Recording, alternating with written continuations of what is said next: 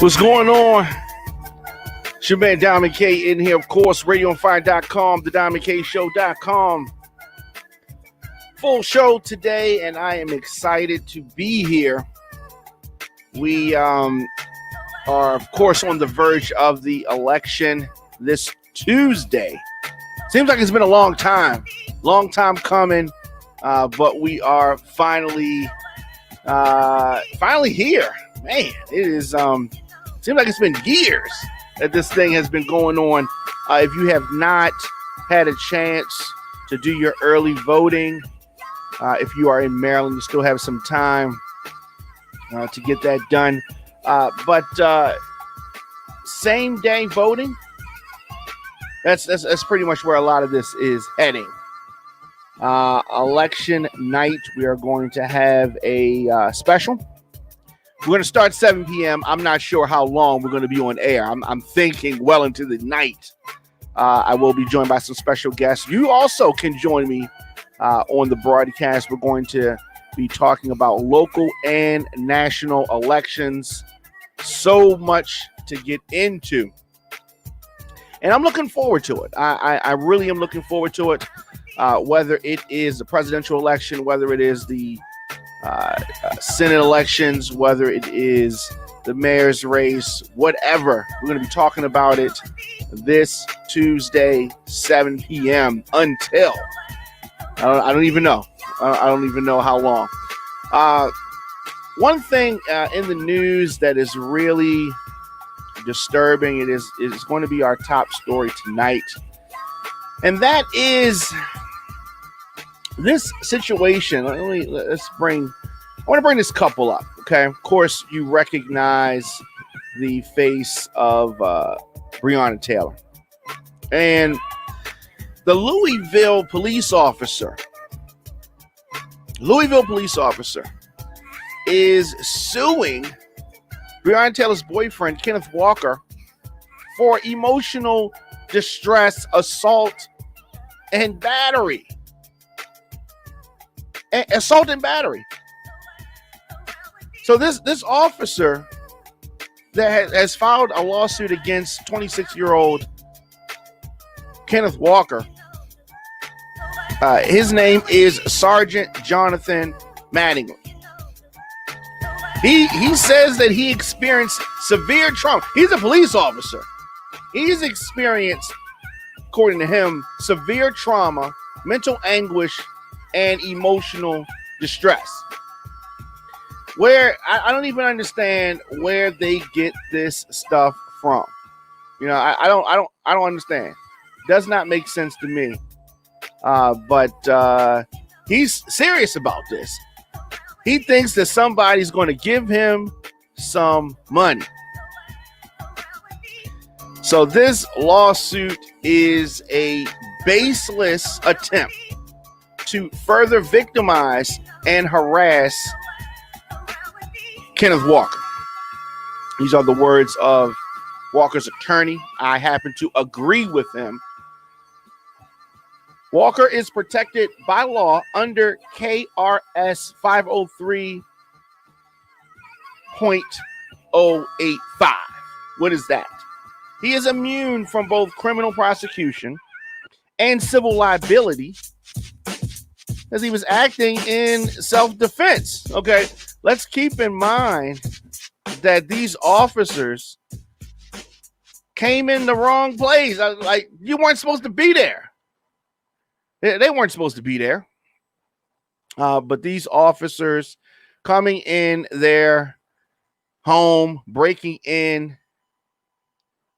serving this, warrant, this warrant. It is beyond me. It is beyond me. But he thinks that he has a case.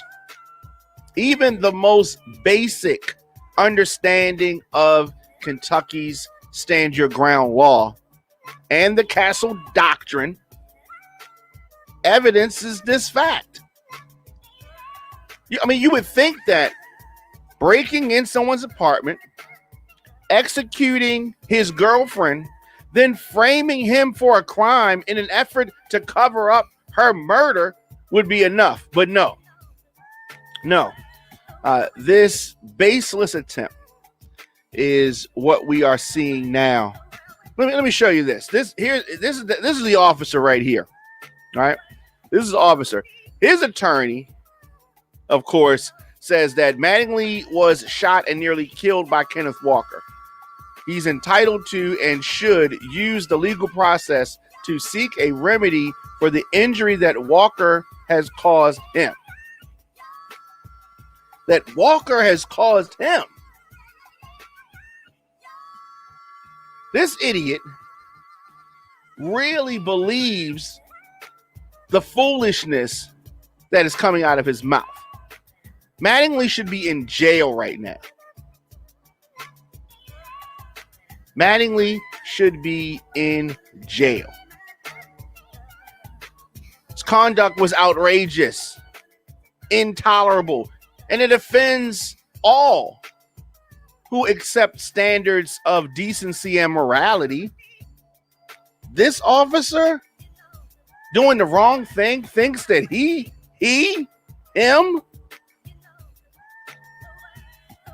And the next thing you know, then a bunch of his other cronies would think they have a case as well. You're still walking around and still alive. Breonna Taylor is dead. Yeah, Breonna Taylor's dead. Man, I need to remind him. So we're gonna be following that case. And speaking of that case, the third anonymous grand juror in the Breonna Taylor case said that no additional charges were allowed. Mattingly and the others should be in jail with the most severe murder charges. This woman is dead, and she should not be, and it's not her fault. So in order to promote truth and transparency about the process, this third grand juror firmly supports the fact that no additional charges were allowed at the conclusion of their service, he said in a news release.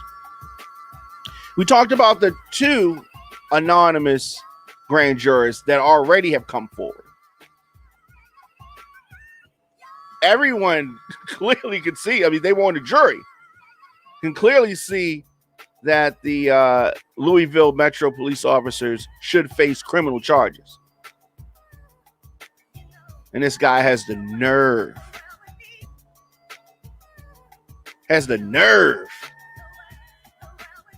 Try to sue Mr. Walker. This attempted drug search where no drugs were found, March the 13th, that ended in Taylor's death. It's very disturbing to me. Very disturbing to me. And none of the officers have faced any charges for Taylor's death. She was, of course, unarmed and shot 6 times by officers returning fire and died in her hallway, in her house.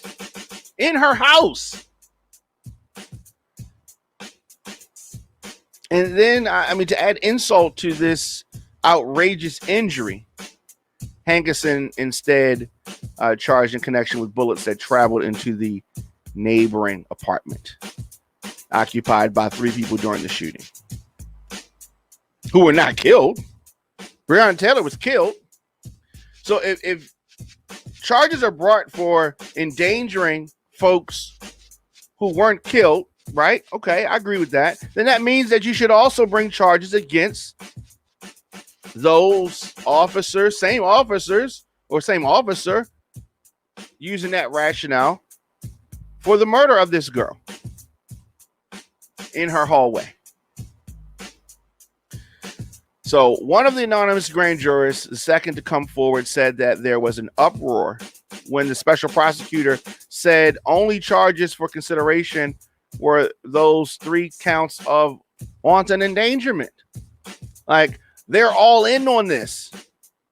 Not the grand jury, but the special prosecutor, the police, all of that. When asked did they feel that justice was done, grand jury number 1 said no.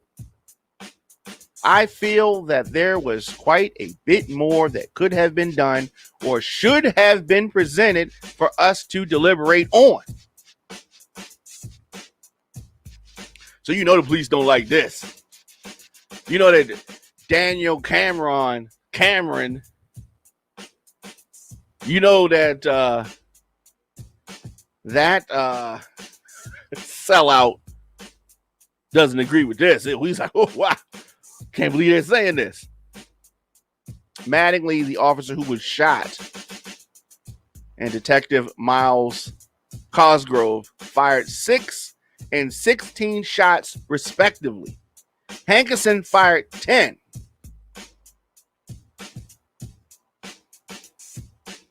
Hankerson fired 10. Wow. First 2 jurors said that they felt they needed to come forward after Cameron publicly characterized the grand jury as agreeing with that justification, which they don't. Breonna Taylor is not here to tell her story. We can see evidence of it, and it's up to us to continue to push for some justice here. Jury number 2 said this was all Cameron. This was up to him. We did not get a choice in that at all. So I was livid. By the time I heard what he was saying, everything that came out of his mouth, I was saying liar. Because we did not agree with anything. Anything.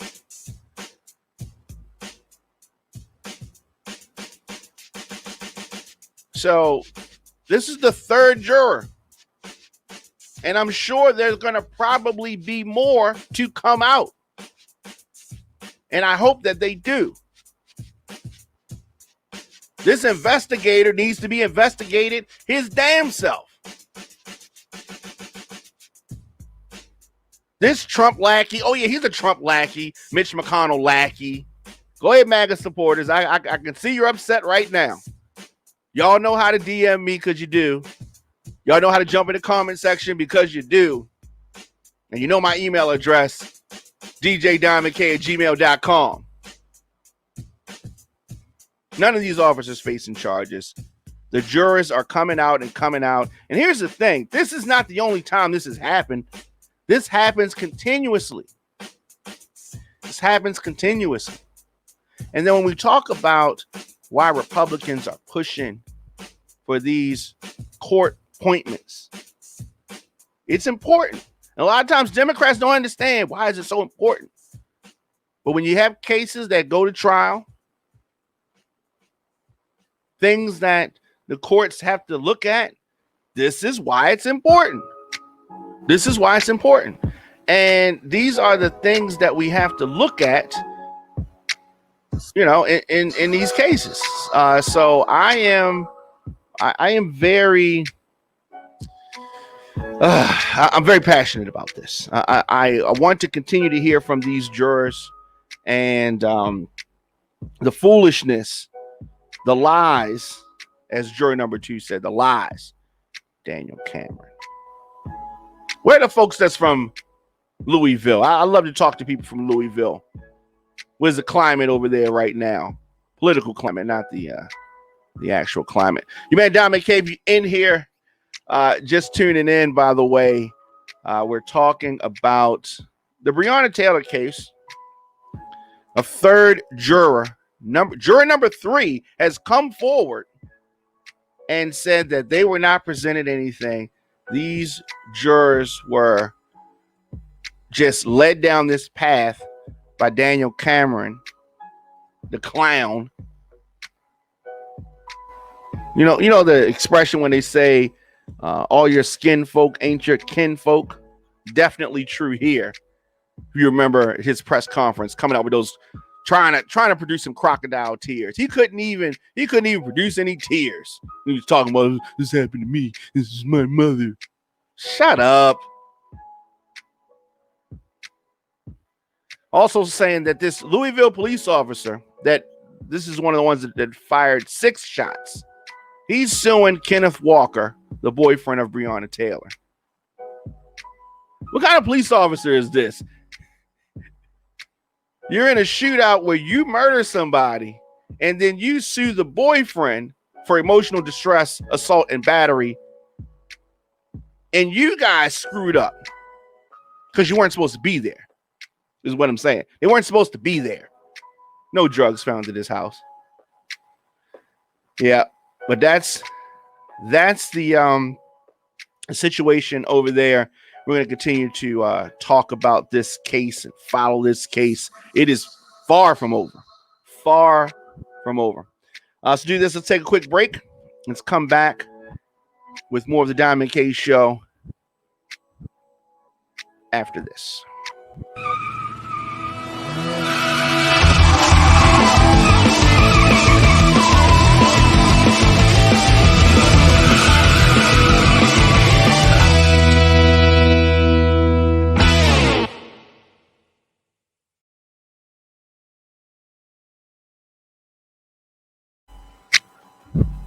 Welcome back. Yours truly, Diamond K, in here at the Diamond K Show at Radio on Fire, of course.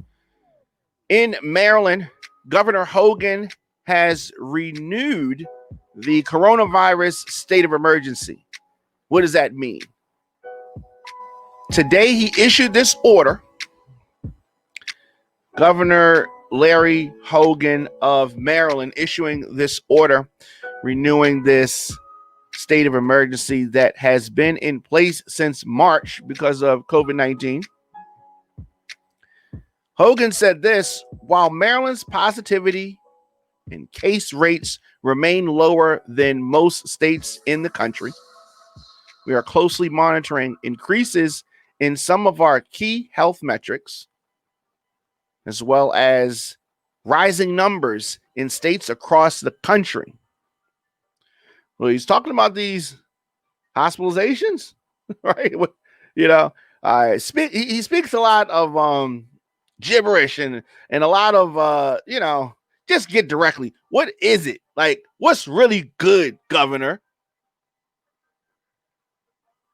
He said that the crisis is far from over, and this virus does not recognize state borders.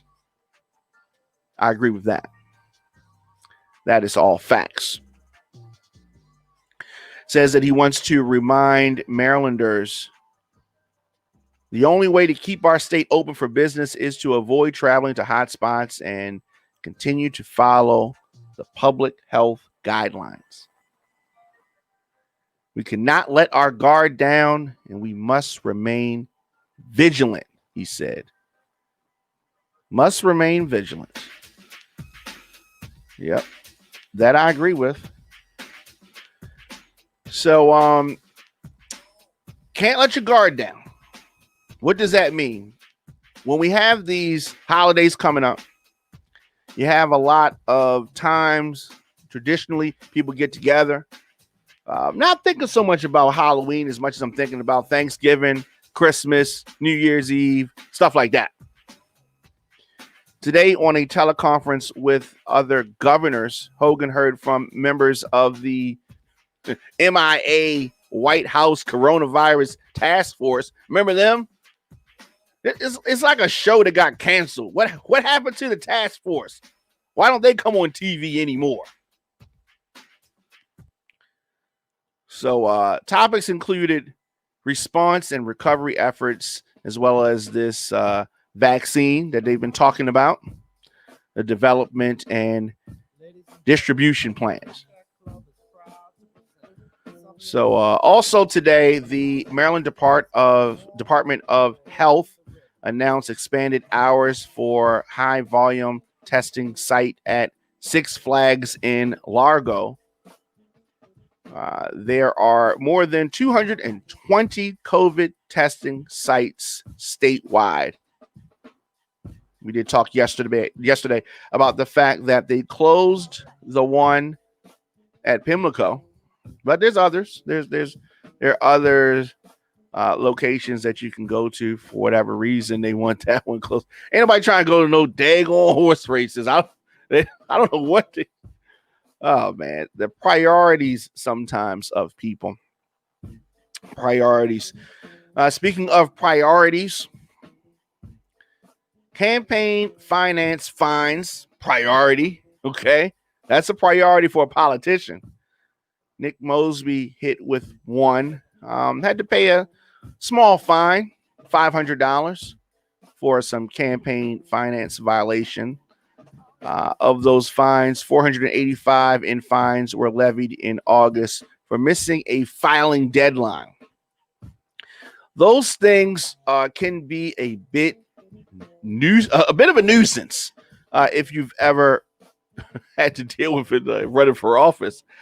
Mosby, the Democratic nominee, and his wife, of course, Marilyn Mosby, have been dealing with this IRS lien, $45K, for some unpaid taxes. They're a married couple filing jointly, so take it easy on Marilyn Mosby, y'all. But the right-wing outlets and Marilyn Mosby haters are having a field day for some reason. Like everybody has not had some type of tax question, at least. You had some type of issues sometime. Taxes can be confusing. Anyway, at the time, Nick Mosby said that he had been in ongoing talks with the IRS about the tax consequences of an early withdrawal from his retirement plan. So he's talking about he withdrew some money that was taxed or something. You know what I mean? Something. No, I don't want to hear y'all complain about taxes. You MAGA folks and all the people that's really hating on the Mosbys and this minor tax issue, the president refuses to show you any taxes and pays $750 in taxes, claims that it was some file. What is he talking about, right? He's you paid $750 in tax. He's just such a liar, right? Trump's never going to show you his taxes. You don't know what's going on. But y'all folks are coming down on the Mosbys for $45K and some tax issues? Really? Really? So a lot of these Republican outlets here in Maryland coming down, they've been trying to take down Marilyn Mosby for the longest time. Marilyn Mosby still standing though. I guess y'all gonna keep trying. So anyway, back in 2019, some issue with Capital One over $3,600. Campaign, the complaint was later dismissed. 2017 was sued over some small debt to Hunt Valley Credit Union. Y'all all in the Mosby's money. Goodness gracious. Why don't y'all dig into the president's finances like this? There have been some issues with Larry Hogan digging in his. No, they ain't going to do that. They want to mess with the Mosbys. There's so many other issues in Baltimore that they could be focused on. I'm talking about these Republican shows, Fox 45, those types, right? In other Baltimore news, the Baltimore police surveillance plane ends its trial. Good riddance. So their second pilot program is ending tomorrow on Saturday, Halloween. How ironic. Police spokeswoman said that the researchers have collected enough data to fully analyze and review the efficacy of the program. I could do that for you right now. Zero, zilch, take your plane, adios, sayonara. Midterm report released in September contained no conclusions or assumptions about the controversial plane's effectiveness. That's because it was not effective. let me tell you this. As much as this plane was promoted, as much as people wanted to give it a chance, some people did not. If it had been effective, oh, you would have heard about it. You would have heard about it. It was not effective. It was what you call a waste of time and money. And that's what they do. That's what they do. I don't even want to say that's what they do in Maryland, because that's just what America does. Waste money. And they're excited about wasting money. They're happy to waste money. Does not make sense to me.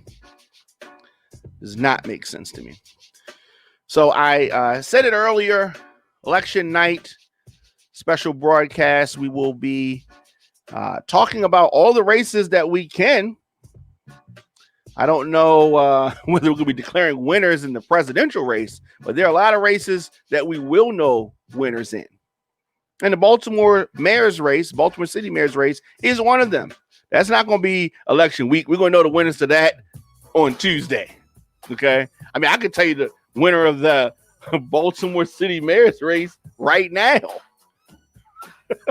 Brandon Scott's going to win, as he should. As he should. Election officials are outlining procedures for voters who are hospitalized or quarantined. This is the ones you don't think about. You don't think about this kind of stuff, right? Well, that's not your job to. But with Election Day only a few short days away, the Maryland State Board of Elections said today that the process for voters who are hospitalized or quarantined due to COVID-19 to cast their ballots. And these numbers, COVID-19 case numbers, are rising in some areas. So it is important for those hospitalized to still be able to cast their ballots, right? Just because this Trump virus is spreading around the country doesn't mean that those people should not be allowed to vote, right? So what is it? First, someone has to bring the affected voter a ballot request form, which may be obtained online or from the voter's local board of elections. This is not something that you need to do tomorrow. You need to do this right now. The voter then fills out the designation of agent form, right? You are giving someone else permission to do some things on your behalf, also available online. And it designates someone to serve as your agent. They're acting on your behalf. It's almost like you gave them power of attorney, but not really. So that person can then take both forms to the voter's local board of elections, which will provide a ballot packet to be delivered to the voter. The voter then fills out the ballot and, puts in the provided envelope, signs the voter oath, seals the return envelope. And if the voter needs help, the voter's agent can help them. That person, if they are already on the record as their agent, has to complete a certificate of assistance form. So one form is to say that you're designating this person to be able to do this on your behalf. They go pick up some stuff, your form to vote, take that to you. You get your vote on, put it in the envelope. They sign something saying that they agreed to do this for you. And then that person cannot be a candidate on the voter's ballot, right? So all you candidates that thought you were going to be able to get a free vote, no, you can't do it. All right. Someone from the voter's employer or someone with the voter's union, none of that. Once the ballot is complete, the oath is signed, the envelope is sealed, the ballot may then be dropped in an authorized ballot drop box or taken to the local board of elections. So state election officials advise against dropping mail-in ballots in the mail. Now it's too late, right? They've already screwed up the post office. Public Enemy made a song called Can't Trust It. That's what it's like now. Post office mailing at this late date in the game. Can't trust it. No. Okay. Of course, just tuning in, your man Diamond K in here at the Diamond K Show at Radio on Fire. And as I said, our election, the Radio on Fire Election Day special, election night, 7 p.m. right here on Radio on Fire. So we've been following this case, and I knew it was going to get ugly. And it started out ugly, but let me say this, I knew it was going to get uglier. Dr. Dre's estranged wife wants his alleged mistress to testify in the divorce case. They want to put her on the stand, and they want to really. But Nicole Young has been trying to get Dre's alleged mistress. We don't know. She's saying it. She could have it wrong. But this divorce case has just been a farce. Nicole Young has outed the alleged mistress via a subpoena. So she's trying to get her on the stand. She is a former model, Keely Anderson. So she, Crystal Waters, and Jillian Spear. The three women are reportedly trying to deny the attempt to get them to testify. All of this is in reference to the former couple's nasty divorce case, and it's nasty.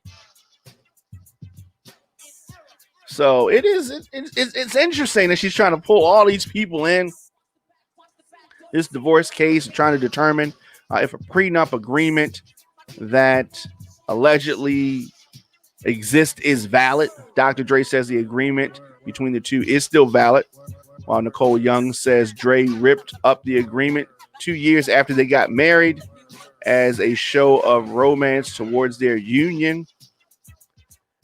Does anybody think that Dr. Dre is romantic? He would rip it up. And how was that romantic? I don't need this. I don't need this prenup, baby.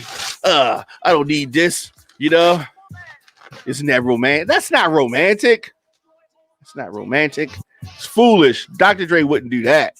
I mean, he left Death Row and left all his music there. That was foolish too. But fear of Suge Knight will get people to do strange things. But saying that he ripped up the prenup, she signed the prenup, and she claims that he ripped it up. Even if he ripped it up, he might have ripped up a copy, but had the original and saved it for a rainy day. And whoa, it's raining outside. Crazy case. Not sure how this is going to end, but I know that these two cannot stand each other. And as they say, it is getting uglier than a masterpiece sneaker. Let me know your thoughts in the comment section. Instagram, Facebook, Twitter, LinkedIn, TikTok at The Diamond K Show, at Radio on Fire. And Radio on Fire is listener-supported internet talk radio and podcast network. We are streaming from our production facilities in Baltimore and Atlanta. And we're able to bring you programs like The Diamond K Show because of our listeners and some amazing partners. Partners like D Lifestyle Secrets. Are you a baby boomer? Translation, were you born between 1946 and 1964? Well, more than 71 million Americans are baby boomers. And as you continue to get older, baby boomers want to stay mobile and experience as few aches and pains as possible. Well, DLifestyleSecrets.com helps you do just that. DLifestyleSecrets.com provides a blueprint to reduce and or eliminate joint pain by teaching its members how to communicate naturally with their bodies. DLifestyleSecrets.com gives baby boomers step-by-step videos and natural recipes. And most importantly, the motivation to re-energize themselves naturally. Visit DLifestyleSecrets.com to join this active community of baby boomers. And Radio on Fire, we talk to America through our digital news broadcast and social media content. We are rising multimedia platform, generating over 375,000 viewers per month with our audio and video streams from politics, breaking news, celebrity info, sports talk, pop culture, and more. Radio on Fire keeps our audiences covered. So as election day inches closer, and I sit and ponder the future of this country, America is a nation overflowing with promise, passion, and purpose. But that's not enough. Before we can make America great, we have to make America safe. And it's going to take all of us to do this. Of course, I will be back tomorrow, our Halloween special. And check that out at 12 noon here on Radio on Fire. And we're going to have a full weekend of content. As I said, radioonfire.com, thediamondkshow.com. Anywhere you're listening or watching this broadcast, make sure you follow the program and share the show. I will see you guys tomorrow.